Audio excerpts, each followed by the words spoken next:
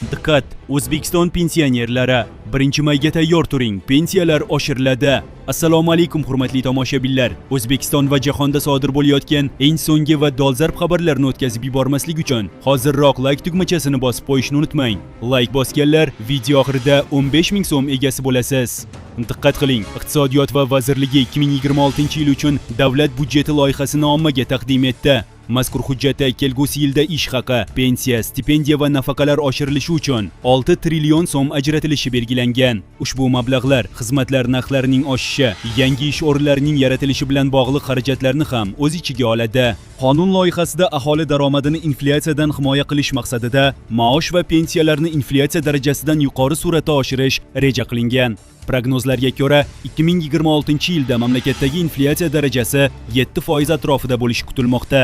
Vazirlik hisob-kitoblariga ko'ra, davlat xizmatchilarining maoshi 1% ga oshirilsa, qo'shimcha ravishda 1.69 trillion so'm talab qilinadi. Pensiyalar 1% ga oshirilsa, 832 milliard so'mni tashkil qiladi. Ish haqi va ijtimoiy soliq xarajatlari uchun 2026-yilda 172.8 trillion so'm ajratilishi rejalashtirilgan. Bu ko'rsatkich joriy yilga nisbatan 18.5 trillion so'mga ko'pdir. Shu bilan birga, maoshlarga oid to'lovlar davlat byudjeti xarajatlarining 42.9%ni tashkil etadi. Kelgusi yilda stipendiyalar uchun 2.2 trillion so'm, pensiyalar uchun 86 trillion so'm, nafaqalar uchun esa 14 trillion so'mdan ortiq mablag'lar yo'naltiriladi. Avvalgi fiskal strategiyada ham maosh va pensiyalarning kamida 6-7% ga oshirilishi ta'kidlangan edi. Umuman olganda, davlat ijtimoiy xarajatlarni oshirish orqali aholi daromadini qo'llab-quvvatlash izchil davom ettirilmoqda.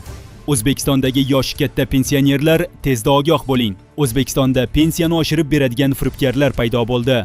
Pensiya jamg'armasi pensiya miqdorini oshirib berishni va'da qilib, firibgarlik qilayotganlar paydo bo'lganidan ogohlantirdi. Qayd etilishicha, shunday yolg'on va'dalar bilan fuqarolarning shaxsiy ma'lumotlarini olib, ulardan pul talab qilish holatlari kuzatilmoqda.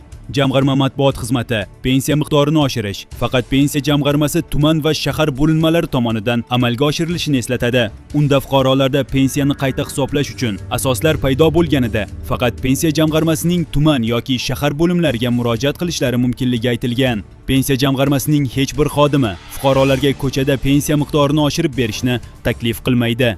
Begona shaxslarga pasport, plastik karta yoki shaxsiy ma'lumotlaringizni hech qachon taqdim qilmang. Rasmiy xabarda shubhali holatlarga duch kelganda fuqarolardan ishonch telefon raqami 1271 yoki ichki ishlar organlariga 102 orqali xabar berish so'raladi.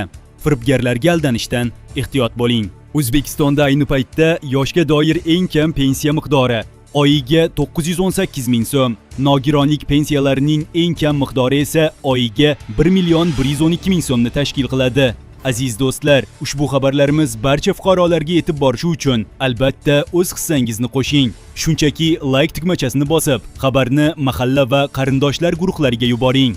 Bundan tezkor va so'nggi xabarlarni kuzatib borish uchun kanalimizga obuna bo'lishni unutmang. Like bosgan qo'llaringiz hech qachon dard ko'rmasin.